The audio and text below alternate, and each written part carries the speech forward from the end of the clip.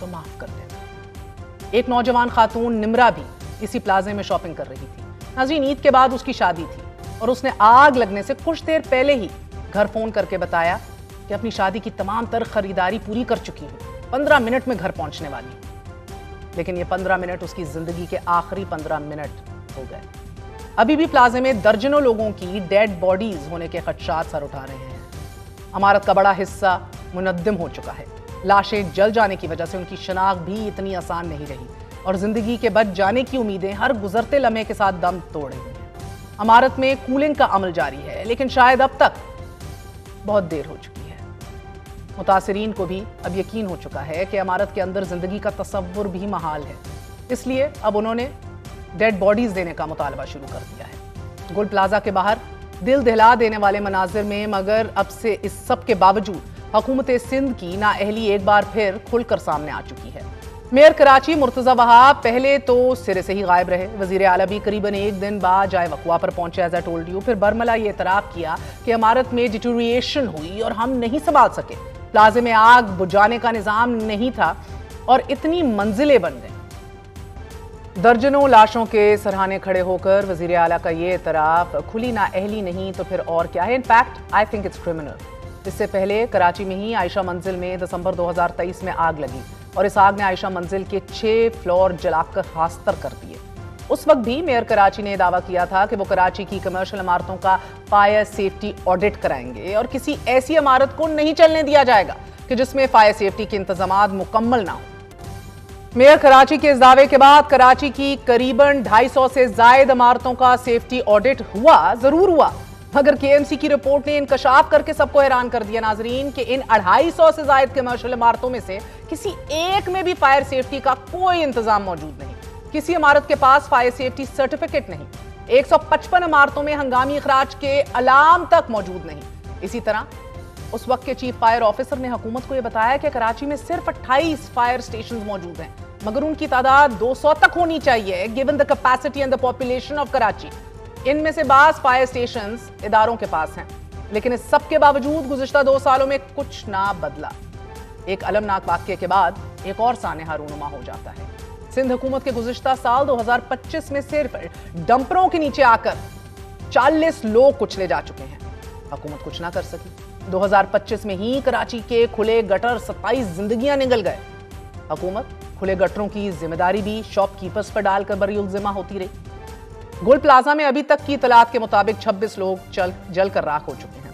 65 अफराद अभी भी लापता हैं और वजीर आला इस दर्दनाक सानहे पर जाँ बहक होने वालों के वुरसा के लिए 1-1 करोड़ रुपए फीकस का ऐलान करके ये समझ रहे हैं शायद कि उनके प्यारों का अजाला हो जाएगा। आज एक बार फिर सिंध हुकूमत ये यकीन दहानी करा रही है कि जिसकी भी गलती हुई उसे सजा दे दी जाएगी, लेकिन ऐसे खौफनाक सानहात में माजी की रीत तो यही बताती है हमें कि अमूमन प्लाजे के मालिक या मामूली से दुकानदार पर जिम्मेदारी फिक्स कर दी जाएगी। SCBA से कहीं ना कहीं कोई छोटा बंदा आगे पीछे कर दिया जाएगा। हुकूमत अपनी नाअहली और कोताही पर पर्दा डालती रही है। क्या इस बार सिंध हुकूमत ये बताना पसंद करेगी कि 23 घंटों तक कोई हुकूमती नुमाइंदा जाए हादसा पर कैसे नहीं पहुंचा? क्या ये जिम्मेदारी भी फिक्स की जाएगी क्या कि इमारतों के ऑडिट में कोताही किसकी थी? इजाफी मंजिल भी बन गई, इजाफी दुकानें तामीर हो गई, होती चली गई, तो सिंध बिल्डिंग कंट्रोल अथॉरिटी कहां सोई हुई थी? क्या ये तयन भी होगा कि फायर फाइटर्स के पहुंच जाने के बाद पानी की किल्लत क्यों और लोगों को आग के रहमो करम पर कैसे और क्यों कर छोड़ दिया गया? We do not demand resignations unfortunately, because इस मुल्क में ज़मीर इतना किसी का नहीं कि वो रिजाइन कर दे हो।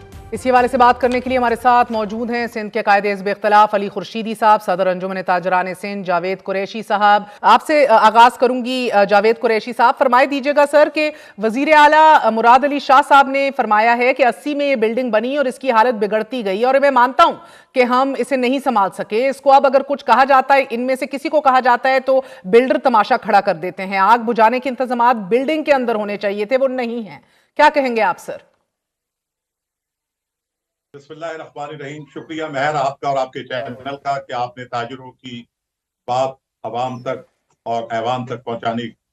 देखिए, ये इल्जाम तराशी आज से नहीं कल से सिंध गवर्नमेंट की तरफ से हो रही है कि ताजरों पे इल्जाम तराशी की जा रही है। ये जो इदारे बने हुए हैं, सिंध बिल्डिंग कंट्रोल अथॉरिटी, और ये केएमसी, इनकी क्या जिम्मेदारियां थी? ये बिल्डिंग आज कोई 6 महीने पुरानी बिल्डिंग नहीं थी जिसके अंदर वहां से कोई वायलेशन हुई और इतना बड़ा थानिया हो गया। अफसोस का मुकाम यह है कि हमारे बंदे शहीद हुए, अरबों रुपए का हमारा नुकसान हुआ, हम बेरोजगार हो गए और हम पर इल्जाम लगाया जाता है।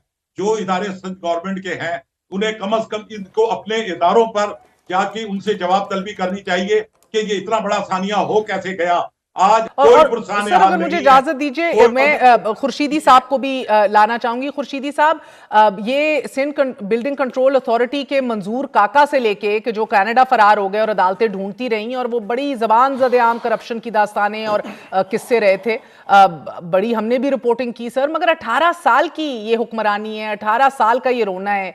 एक दिहाई से जायद आपके वजारत आला के ऊपर मुराद अली शाह साहब बराजमान रहे हैं, लेकिन आज भी जब तवील मुद्दती लॉन्ग टर्म प्लानिंग का कहते हैं तो सर कहीं ना कहीं बहैसियत कायदे हिज़्ब इख्तलाफ आपकी भी कुछ जिम्मेदारी होती होगी कि जिधर जिधर कोताहियां कर रहे हैं और बार बार कर रहे हैं और तवात्तुर से कर रहे हैं और अल्हम्दुलिल्लाह उसके अंदर भी कोई तूल नहीं आने, कोई मसला नहीं आने, झोल नहीं आने दे रहे, आप ही हाईलाइट करते रहे इन इशूज को। सबसे पहले मेहर बहुत बहुत शुक्रिया।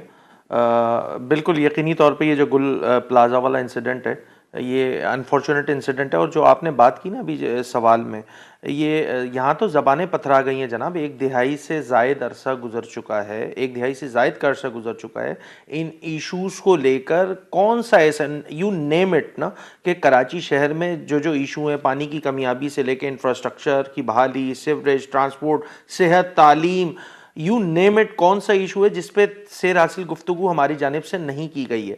अच्छा, ये वाले इंसिडेंट को मैं स्पेसिफिकली इसलिए, चूंकि आपने अपने इब्तदाइया में भी बताया प्रोग्राम के कि जी फायर सेफ्टी ऑडिट होने थे, केएमसी ने कमिटमेंट की थी। अच्छा, वो जब फायर सेफ्टी ऑडिट हो गए थे तो उसके बाद क्या हुआ, इसकी जवाब दे तो हुकूमत सिंध है ना। मेरा मकसद ये है कि सर जब आपका मेयर 2023 कमर्शियल प्लाजा में आग लगने के बाद कहता है कि बिल्डिंग में सेफ्टी इंतजामात होंगे, उनको मुकम्मल करवाऊंगा वरना मेरे शहर के अंदर ऐसी कोई बिल्डिंग नहीं चल सकेगी, आप लोगों ने बहैसियत ऑपोजिशन कितनी दफा इस इशू को रेज किया? I am trying to understand. उनकी कोताही तो आया हो गई है ना हर एक के ऊपर लास्ट जी लास्ट मैं इसको लास्ट जो असेंबली का इजलास था उसमें बाकायदा सिंध असेंबली से करारदाद पास हुई है इन फायर ऑफिसर्स और ये जो फायर के जो हमारे वर्कर्स हैं उनको लेकर, और उस पर पूरी सेरासिल गुफ्तगू हुई थी, करारदाद पास हुई थी, अपोजिशन की करारदाद थी, हमारी ये खातून रुकन ने पेश की थी। तो उसके ऊपर क्या रिस्पॉन्स आया सर? पहली बार नहीं हो रहा है जी, करेंगे जी, हो रहा है, हम बेहतर कर रहे हैं, वही जवाब जो 18 सालों से यानी कि बल्दियाती निजाम, बिल्डिंग कंट्रोल, आपकी फायर ब्रिगेड, आपका डिजास्टर मैनेजमेंट, आपकी शहरी मंसूबाबंदी, ये सब महकमे प्रोविंशियल सिस्टम के अंडर आते हैं। यानी कि आज आप फिर ये ऐलान कर सकते हैं कि कराची में सिविक इदारे कोलैप्स कर चुके हैं, खत्म। जी, मैं तो पिछले 1 साल से ये बात तवातुर के साथ कर रहा हूं कि इंतजामी तौर पे ये सूबा कोलैप्स होता हुआ नजर आ रहा है।